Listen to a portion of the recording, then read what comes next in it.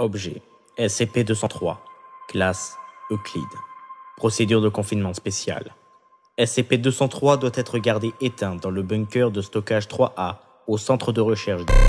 2 membres du personnel de classe D équipés de casques anti-bruit sont requis pour garder le bunker 3A dans l'éventualité d'une activation accidentelle du mécanisme de défense. Tant qu'il est actif, SCP-203 doit être accompagné d'une escorte armée jusqu'aux salles de test. Description. SCP-203 semble avoir été à un moment donné un mâle humain caucasien d'âge indéterminé. Le sujet mesure 2,5 mètres, même s'il est supposé que la charpente squelettique augmente la taille originelle du sujet, comme indiqué par la musculature irrégulière, et pèse environ 200 kg.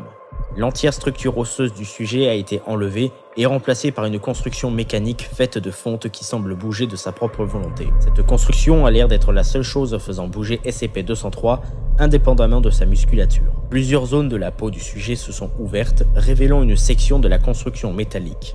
Ceci ainsi que la présence de cicatrices de points de suture indiquent que l'amélioration s'est faite de manière chirurgicale et que les composants organiques n'ont pas grandi autour de la structure métallique. En plus de ces zones, certaines parties de la structure métallique semblent avoir été conçues pour sortir intentionnellement de la chair, formant un motif esthétique. Ceci n'est encore qu'une spéculation, certains chercheurs pensant que ces rajouts sont de nature rituelle.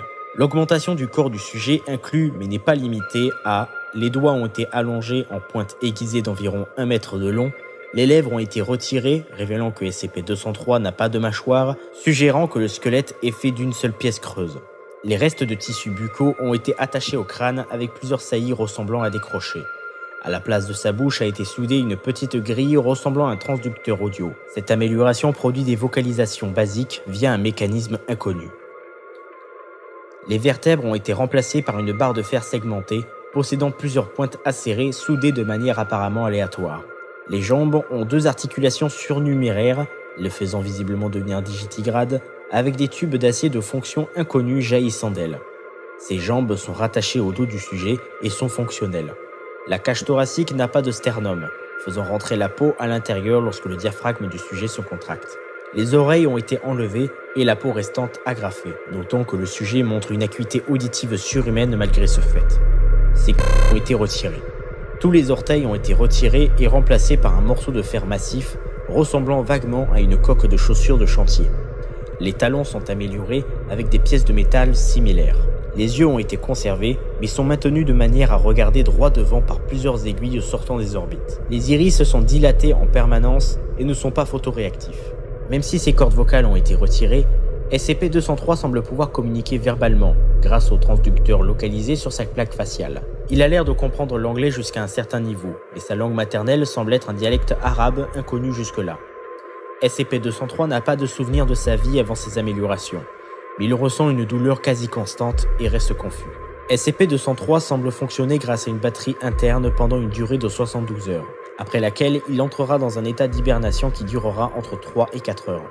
Le sujet ne peut pas désactiver délibérément son alimentation, même s'il a expliqué que ces périodes de sommeil sont la seule échappatoire qu'il a de sa misérable existence. Comme il n'y a aucun moyen d'affirmer la véracité des déclarations du sujet, toute expression de douleur ou de dépression par le sujet doit être vue par le personnel comme une méthode visant à produire une réponse sympathique et doivent être ignorées.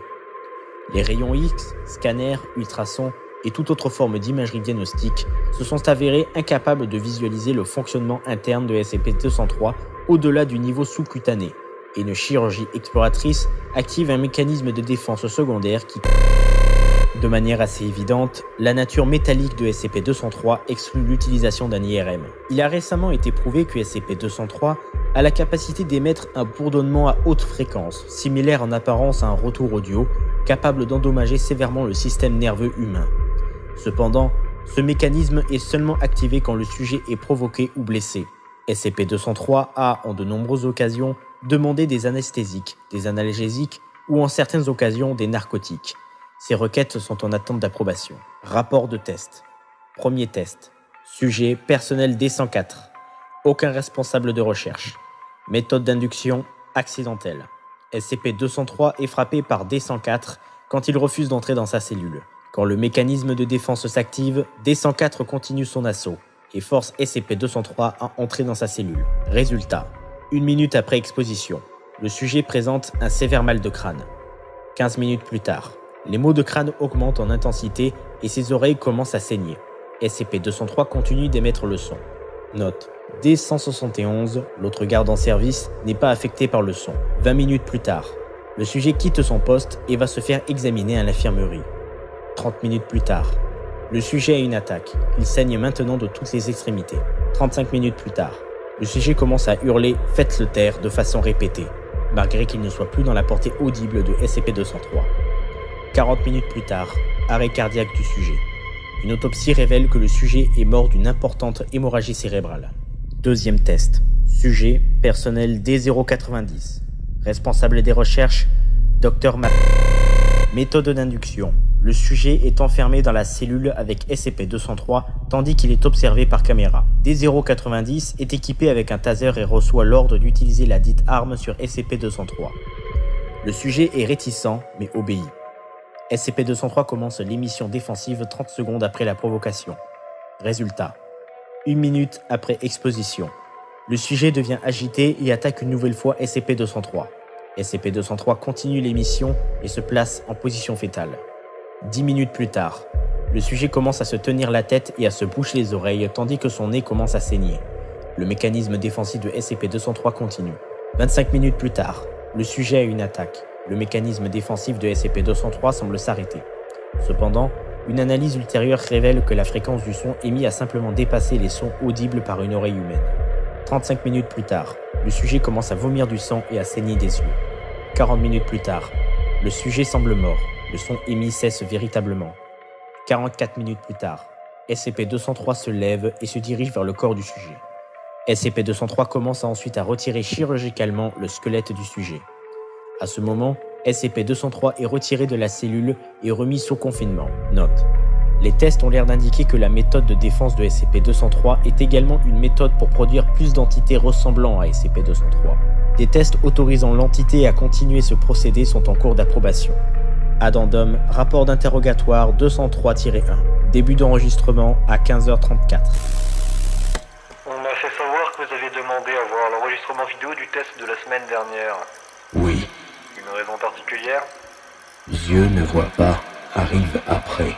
Perdu dans le noir, comme un moment de silence, il ne sait pas ce qu'ils font. Je ne suis pas sûr de comprendre. Vous perdez conscience quand vos défenses sont enclenchées? Oui. Et vous voudriez savoir ce que vous faites à votre assaillant? Après le noir, nous voyons seulement après. Dans le noir, notre corps est seulement outil de... Pourquoi voulez-vous savoir ceci? Ils pensent nous une chose. Ils pensent nous quelque chose à surveiller. Avec diable à l'intérieur de moi, vous nous parlez comme un homme. Je vous demande pardon? Vous nous parlez comme si nous étions pas faits de métal. Vous nous donnez une nom. Quand personne n'entend, vous appelez-nous par nom. Vous appelez-nous Édouard, comme garde dire Édouard aux mains d'argent. Mais non, vous ne serez pas professionnel. Vous appelez-nous Édouard et vous dire vous inquiéter et vous aider nous. Ça suffit, cette session est... Conclusion. Le docteur ayant interrogé SCP-203 s'est vu depuis refuser l'accès à l'observation de l'entité.